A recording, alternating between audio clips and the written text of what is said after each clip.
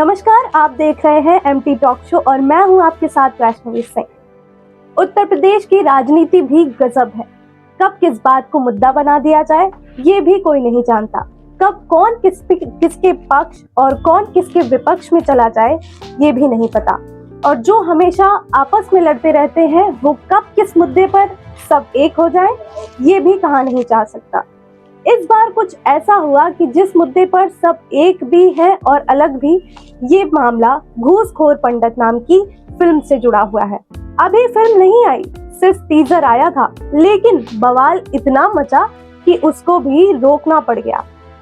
किसके कहने पर लगी रोक? फिल्म तो फिल्म है, लेकिन सियासत के क्या कहने।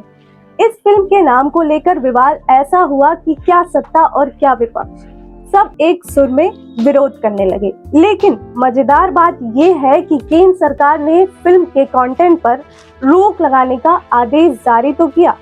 आखिर किसके कहने पर? राजनीतिक दलों का विरोध एक तरफ रख दिया गया तो सवाल ये है कि क्या सीएम योगी के निर्देश पर हुई एफआईआर के बाद फिल्म पर फर्जी रोक लगाई गई? डिप्टी सीएम ने ब्रिजेश पाठक के अनुरोध पर या प्रदेश अध्यक्ष पंकज चौधरी के आग्रह पर रोक पर श्रेय किसका? दरअसल ब्राह्मण संगठनों के विरोध और विपक्षी दलों की आपत्ति के बीच बीजेपी के नेताओं भी खुलकर घूसखोर पंडित मामले के विरोध में दर्ज कराया। जिस रात सीएम योगी आदित्यनाथ ने निर्देश पर लखनऊ फिल्म को लेकर एफआईआर दर्ज हुई, उसके अगले ही दिन केंद्र ने फिल्म को जरूरी निर्देश जारी कर दिए। ये अलग बात है कि उससे पहले ही निर्माता ने फिल्म के प्रमोशन कंटेंट को रोकने की घोषणा कर दी थी। लेकिन ये सब होने के बाद डिप्टी सीएम ब्रिजेश पाठक ने खुद को श्रेय तो वहीं पंकज चौधरी अपनी भूमिका के लिए केंद्र को शुक्रिया कह रहे थे। ब्राह्मण संगठन अभी भी सड़कों पर। घूसखोर पंडित नाम की फिल्म से आपत्तिजनक कंटेंट हटाने के केंद्र सरकार के निर्देश दिए, लेकिन तब भी ब्राह्मण संगठनों ने अपना विरोध कम नहीं किया। शहर दर इस फिल्म पर रोक की मांग कर को लेकर घूसखोर पंडित नाम की फिल्म से आपत्तिजनक कंटेंट हटाने के बाद केंद्र सरकार ने निर्देश दिए, लेकिन तब भी ब्राह्मण संगठनों ने अपना विरोध कम नहीं किया। शहर दर शहर इस फिल्म पर रोक की मांग को लेकर लोग सड़क पर हैं। इस विवाद की पहली ब्राह्मणवादी संगठनों ने, वहीं उनके समर्थन में सबसे पहले विपक्ष ने ब्राह्मण संगठनों का समर्थन कर इसके बाद बीजेपी ने खुलकर फिल्म के टाइटल का विरोध दर्ज किया। अब भी आपत्तिजनक कंटेंट हटाने को कह दिया तो लेकिन खुलकर श्रेय लेने की हुई दिखाई दे रही है। सवाल ये है कि श्रेय लेने की इतनी होड़ लगने की वजह से क्या है, ये भी समझते हैं, लेकिन उससे पहले विवाद की क्रोनोलॉजी समझ लीजिए। विवाद कैसे बढ़ा और क्या हुआ? ब्राह्मण संगठनों ने फिल्म के टाइटल के विरोध में कई शहरों में प्रदर्शन किए। कांग्रेस के प्रदेश अध्यक्ष अजय राय ने सीधा बीजेपी पर निशाना साधा। उन्होंने कहा कि पहले बीजेपी धर्म के बीच लड़ाई कराती थी, अब जातियों में कराने लगी। बीएसपी प्रमुख मायावती ने भी विरोध दर्ज कराते हुए फिल्म पर रोक की मांग कर दी थी। इसके बाद सपा अध्यक्ष अखिलेश यादव ने बीजेपी को घसीट दिया। विवाद बढ़ता देख सीएम योगी के निर्देश पर लखनऊ में एफआईआर दर्ज की गई। यूपी सरकार के तमाम मंत्रियों ने भी अपनी तरफ से विरोध जताते हुए फिल्म पर कार्रवाई की मांग। यूपी के मंत्री डॉक्टर संजय निषाद ने सेंसर बोर्ड का दायरा बढ़ाते हुए ओटीटी और सोशल मीडिया में सेंसर बोर्ड की दाखिल की मांग की। विरोध को देखते हुए फिल्म निर्माता नीरज पांडे और मनोज बाजपेयी ने बयान जारी कर सफाई दी और प्रमोशन कंटेंट रोकने की घोषणा कर दी। तमाम विरोधों के बाद केंद्र की तरफ से फिल्म निर्माताओं ने आपत्तिजनक कंटेंट हटाने के निर्देश जारी कर दिए।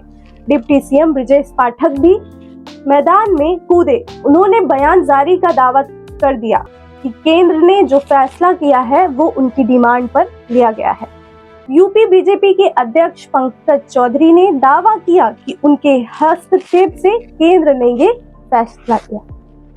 यूपी में इतना बवाल क्यों हुआ? उत्तर प्रदेश में पिछले कुछ महीनों से ब्राह्मणों की राजनीति चरम पर है। बीते विधानसभा सत्र के दौरान बीजेपी से जुड़े ब्राह्मणों विधायकों की बैठक से इस मुद्दे की शुरुआत मानी जा रही है। इस बैठक को लेकर विपक्ष ने बीजेपी को घेर दिया। दावा हुआ कि ब्राह्मणों का शोषण और अपमान यूपी में हो रहा है। इससे ब्राह्मण विधायक दुखी होकर बैठक कर रहे हैं। बीजेपी ने मौके की नजाकत देखते हुए पहले चुप्पी साधी, लेकिन नए प्रदेश अध्यक्ष पंकज चौधरी की बैठक में शामिल विधायकों को नोटिस जारी करने पर मामले ने और तूल पकड़ लिया। ब्राह्मण विवाद बढ़ा कैसे?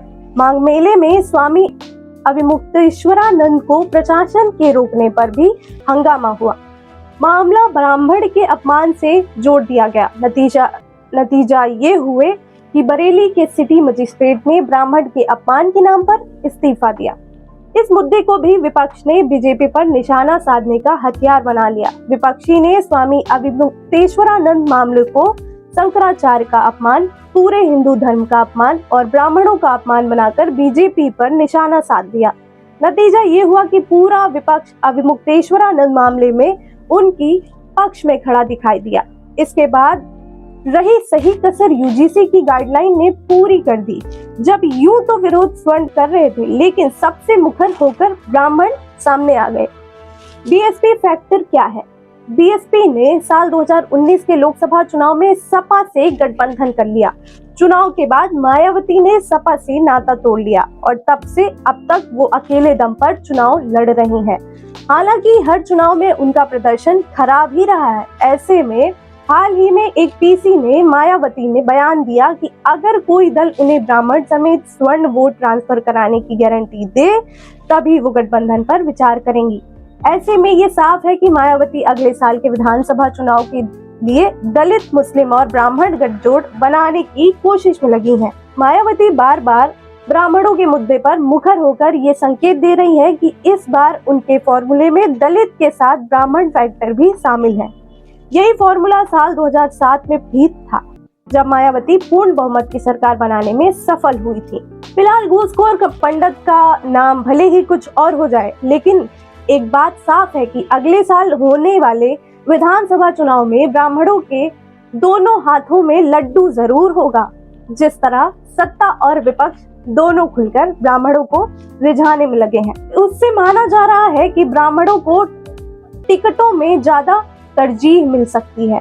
साथ ही ब्राह्मणों से जुड़े मुद्दों पर संभव ज्यादा जोर से आवाजें उठे और उन आवाजों का असर भी बड़ा हो। फिलहाल क्या होगा ये देखना बहुत दिलचस्प होगा। देखना होगा आगे ब्राह्मण किसकी तरफ जाते हैं। आगे की और अपडेट जानने के लिए बने रहें और जुड़े रहें एमटी टॉक शो के साथ। बहुत बहुत धन्यवाद।